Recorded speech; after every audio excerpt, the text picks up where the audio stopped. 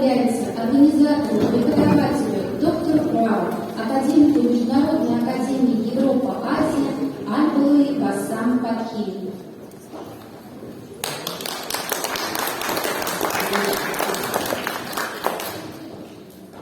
Добрый день, дорогие друзья. На этой земле я не первый раз. Это добрая, благородная, прекрасная земля, где живут добрейшие, щедрейшие люди. Сегодня поистине исторические события, исторический день. Уважаемый Сергей Валерьевич говорил о том, что не первый раз мы сюда приезжаем и с Антоном Тимоновичем Дураковым, и проекты много добрых ведем. Но сегодняшние события, которые происходят впервые в истории города Шумбрии, международная художественная выставка под большим проектом «Палестина глазами российских и зарубежных художников», 63-я выставка. Она впервые, она носит имя «Душа Палестины». И душа Палестины – это очень много значит. Душа Палестины – это Иисус Христос, это сама христианство, это добра, это милосердие. Ведь Иисус Христос пришел в нашем мире. Он не пришел с оружием в руках, Он не пришел на танк, на самолет. Он пришел, и у него было единственное оружие – это слово. Доброе слово. Он же в Шумбрии никогда не бывал. Он же не бывал в России, но однако в России его любят. Вот всю дорогу, когда я проезжал, где вижу церковь, я вижу Палестину. Это дорога к Палестине, дорога к Богу. Сама Палестина – это дорога к Богу, дорога в небе. Сегодня жители этого прекрасного города, и дети, и взрослые, прикоснуться к святым Палестине. Палестине, которая казалась в веках, она всегда была близко к России. Более 1000 лет дружбы между нашими народами длится. Это о многом говорит. В Палестине более 425 святых мест на России, принадлежат России. В Палестине есть российских святых. В Палестине очень много то, что связано Палестина и Россия. И многострадальный народ Палестины также испытывает на себя 75 лет страдания. Вот, слава Богу, Россия страдала и продолжает страдать, но она смогла отстаивать свою независимость, свою свободу от гитлеровских фашистов. Но ведь, видите, Россия настолько добрая страна, настолько добрые люди дошли до Берлина, а потом, пожалуйста, освободили от гитлеров, и потом, пожалуйста, им поставили и сказали: ладно, живите. Наполеон Бонапарт сжег Москву, приехал, оккупировал, дошли до Парижа, опять оставили. Зачем? Вот эти оккупанты, эти агрессоры, вот если тогда Россия не оставила Париж, сегодня Макрон бы не поставил оружие, чтобы уничтожать наших людей на Донбассе, нашей армии. Если бы Берлин не оставили, сегодня не мог бы Шульц поставлять оружие. Раз они нападали, агрессоры, не нужно было уходить, нужно было присоединить и под контролем и не дать им в жизни никогда голову поднять против нас и против наших народов, наших великих народов. Ведь когда я прочитал историю Второй мировой войны, мы проходили ее во время учебы в СССР. Это же невозможно. Это такого героизма, который история не знала.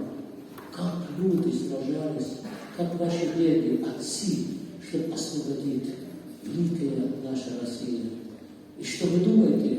Мы знаем, что погибло 28 миллионов, но мой друг Валерий Викторович Кураков, герой России, который уже более полвека занимается поиском, у него другие цифры: 52 миллиона погибли наших граждан. Из них только 23 миллиона мирных жителей, 19 миллионов солдат и офицеров и так далее, и других.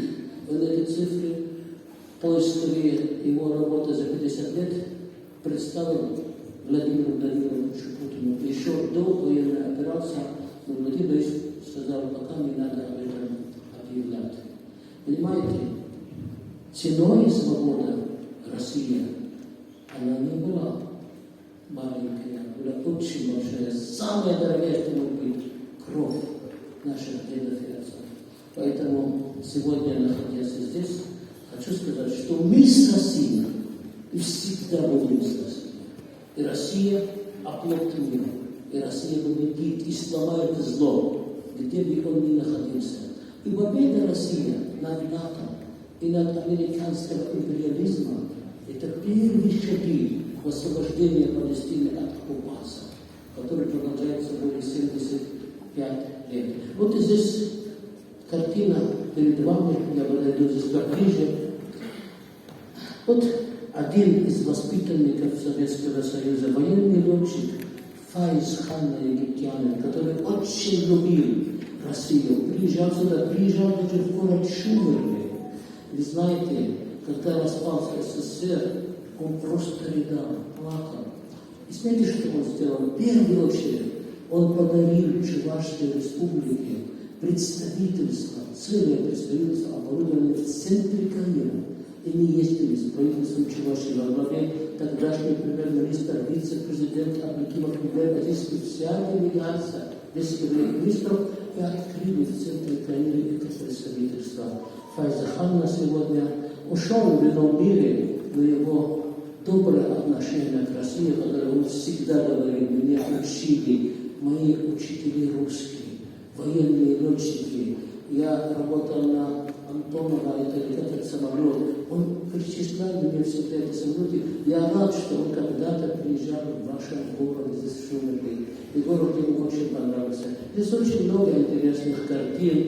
Вот палестинский знаменитый журналист. Это работа, конечно,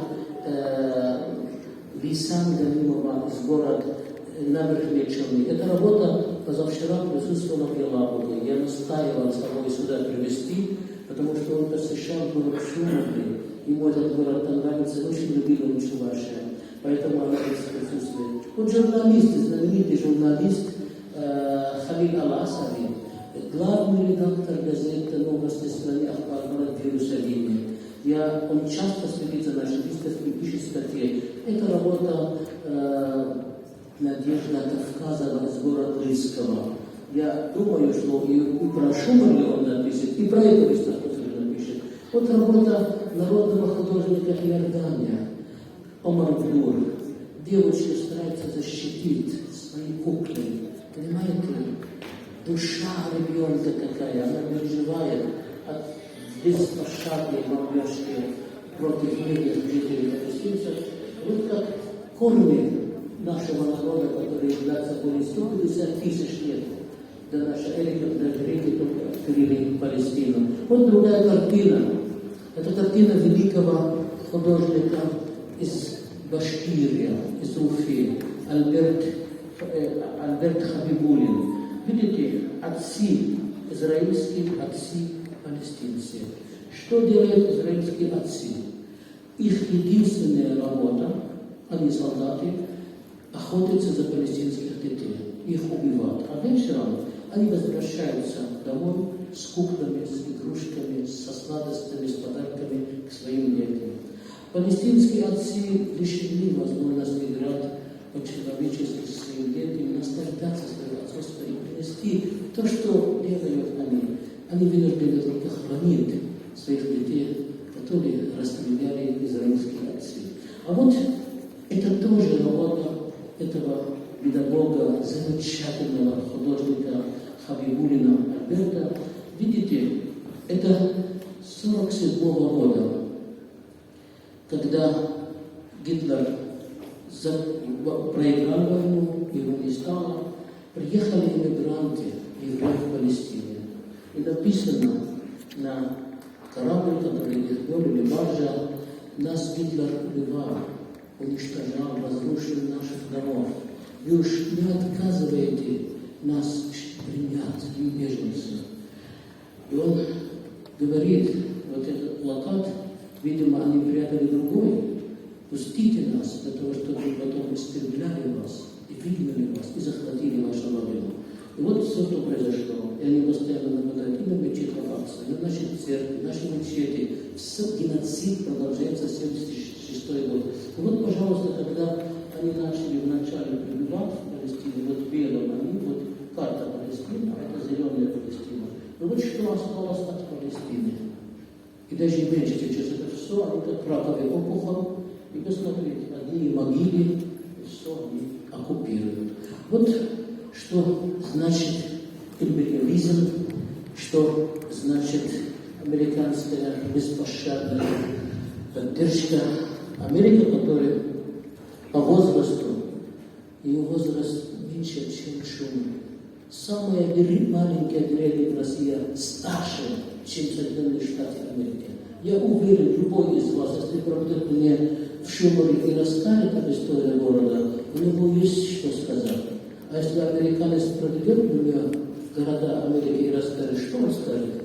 Здесь мои деды, отцы истребляли настоящие коренные жители, индийцы Америки, убили 90 миллионов и захватили эту страну. Я хочу вам сказать, что Шумеры гораздо цивилизованнее, гораздо культурнее, гораздо прекраснее, чем вся Америка и весь Запад, который у него одна цель – истреблять людей, как уничтожали Ирак, Афганистан, Сирия, Ливия.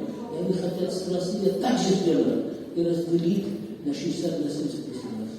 Но этого не видит, и Россия всегда победит, и никогда в жизни Россия не встанет на колени перед кем. Россия великая, и так же она будет. Да здравствует дружба между наших народов, да здравствует Россия и Палестина.